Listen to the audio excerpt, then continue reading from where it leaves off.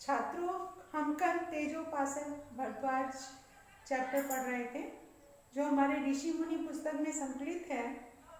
इस पुस्तक में हमने भरद्वाज ऋषि के बारे में पढ़ा था कि उनकी कितनी जिज्ञासा थी अग्नि तत्व के बारे में जानने की, और कैसे उनको ये लगता था कि अग्नि जो है वो सब चीज़ों को जला देती है, इतना तेज उसके अंदर है। फिर हमने पढ़ा कि जो गुरु बृहस्पति हैं, देवों के गुरु हैं, उनका नाम बृहस्पति है, उन्हें वाचस्पति भी कहते हैं। फिर मैंने कुछ आपको प्रश्न भेजे थे, उसमें आपको बताया था कि उनकी पत्नी का नाम ममता है और ममता एक कवयित्री भी हैं। वे विविध विषयों पर सुंदर कविताएं लिखती थी और एक बार ममता ने देवी सरस्वती की प्रशंसा से भरी दीर्घ कविता लिखी, बड़ी कविता लिखी, और उसमें उन्होंने देवी प्रसन्न हुई। देवी सरस्वती ने उनसे वरदान मांगने के लिए कहा, तो उन्होंने वरदान स्वरूप एक ज्ञानवान बुद्धिमान पुत्र मांगा, जो पुत्र बहुत ही बुद्धिमान था। तो देवी ने उन्हें वरदान दिया कि ऐसा ही होगा। फिर बृहस्पति उस पुत्र को देखकर बहुत आनंदित हुए। उन्होंने कहा, इसका मुखड़ा चंद्रमा जैसा सुंदर है, हम इसका भली भांति भरण पोषण करेंगे और इसका नाम हम लोग भरद्वाज रखेंगे। तो इसी तरह से उसका नाम भरद्वाज रखा गया। बाद में उसका 8 साल की उम्र में उपनयन संस्कार हुआ उस बालक का, और जब उसे गुरुकुल भेजा गया तो वहाँ दुष्यंत और शकुंतला का जो पुत्र था उससे उसकी मुलाकात हुई। दुष्यंत और शकुंतला के पुत्र से दोनों मित्र बन गए, घनिष्ठ मित्र बन गए। तो यहाँ पर मैंने एक प्रश्न लिखा भी था कि गुरुकुल में बालक भारद्वाज की मित्रता किससे हो गई?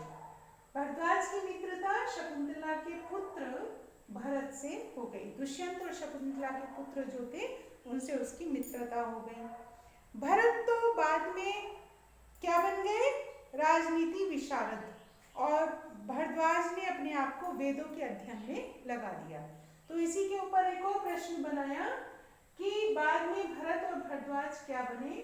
भरत तो राजनीति विशारद हुआ और भरद्वाज ने अपने आप को वेदों के अध्ययन में लगा दिया। उन्हें चारों वेद याद हो गए। वेदों की एक एक ऋचा के में अनेक अर्थ भरे हैं। उन सबको खोजने में भरद्वाज तन्मय रहने लगा, और भरद्वाज जो थे वो इसी काम में डूबे रहते थे कि कैसे मैं वेदों का अध्ययन करूं, कैसे उसकी एक एक ऋचा का ज्ञान प्राप्त करूं। घर आकर भी वो इसी काम में लगे रहते थे। फिर ग्रामोद्धार, भरद्वाज गांव जाकर लोगों को जुटाने लगे और उन्हें संगठित जीवन के पाठ सिखाने लगे। पशुता छोड़ो, वो उनसे कहते हैं पशुता छोड़ो, ये जो तुम जानवर बने फिरते हो इस को छोड़ दो, सद्गुणी बनो, मानवोचित बर्ताव करो। भगवान ने मानव का जीवन दिया है तो फिर मानव जैसा व्यवहार करना चाहिए कि नहीं करना चाहिए। और उनके उपदेशों का सार यही रहा करता था। एक गांव में जब वे पहुंचे तो सब लोग सोए हुए थे। घर घर जाकर उन्होंने लोगों को जगाया। सबको एकत्रित करते हुए उन्होंने जनता को कहा कि आलस मनुष्य का सबसे बड़ा दुश्मन है, उसे दूर भगाओ। सूर्योदय के 2 घंटे पूर्व सबको उठना चाहिए। उगते हुए सूर्य को अवश्य प्रणाम करना चाहिए। उषा काल ये दिन का सबसे पवित्र समय होता है। उन्होंने लोगों को समझाया कि जो उषा काल है वो सबसे पवित्र समय होता है। उस समय जब तब ध्यान धारणा पूजा पाठ आदि करना चाहिए। सूर्योदय के बाद उठना पाप है। उन्होंने लोगों को उषा सूक्त भी सुनाए। भरद्वाज के उपदेशों से लोग बहुत प्रभावित हुए और उन्होंने आलस छोड़ दिया। वे सब अच्छे उद्योग करने लगे। गांव वालों के चेहरे पर नई चमक दिखाई देने लगी। अब एक गांव में ये समझाने के बाद लोगों को कि आलस छोड़ो, तो फिर भरद्वाज दूसरे गांव की तरफ चल दिए और वहां जाकर के उन्होंने क्या किया, जब दूसरे गांव में भरद्वाज गए तब वहां उन्हें जिधर जिधर गंदगी दिखाई दी, रास्ते चलते सब लोगों को नाक मुंह ढक लेने पड़ते थे। यहाँ वहाँ कूड़े के ढेर पड़े थे। भरद्वाज ने स्वयं झाड़ू उठाई ताकि लोगों को एक प्रेरणा मिले, लोग स्वयं काम करना सीखें, और गांव की सफाई प्रारंभ की। उनको इस प्रकार कार्य करते देखते ही गांव के अनेक युवक दौड़ पड़े। सबने मिलकर गांव को स्वच्छ और सुंदर बनाया। हर घर के आंगन साफ सुथरे दिखाई देने लगे। हर गांव के बाहर फूल खिलने लगे। गांव की हवा बदल गई। वहां के लोग सुबह शाम एक जगह जुटकर व्यायाम करने लगे। इस तरह से 2 गांवों की स्थिति को भरद्वाज ऋषि ने सुधारा। फिर वो तीसरे गांव में गए तो वहां भरद्वाज ने क्या देखा कि अनेक लोग बीमार हैं। यहाँ पर भी उन्होंने गांव की स्वच्छता की योजना बनाई। फिर उन्होंने सबको गाय का महत्व समझाया। दूध गाय का ही पीना चाहिए। गोमय, गोमूत्र, इन सब में अनेक रोगों को दूर करने का सामर्थ्य है। उन्होंने बताया कि जो गोमय है यानी गाय का दूध भी और गोमूत्र भी, सब में बहुत शक्ति है और वो अनेक रोगों को दूर करता है। माता एक ही बालक की हुआ करती है, परंतु गाय सबकी माता है।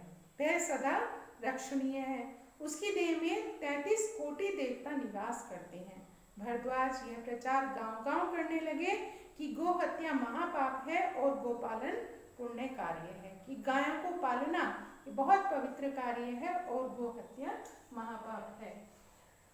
तो भरद्वाज ने गांव-गांव जाकर क्या प्रचार किया?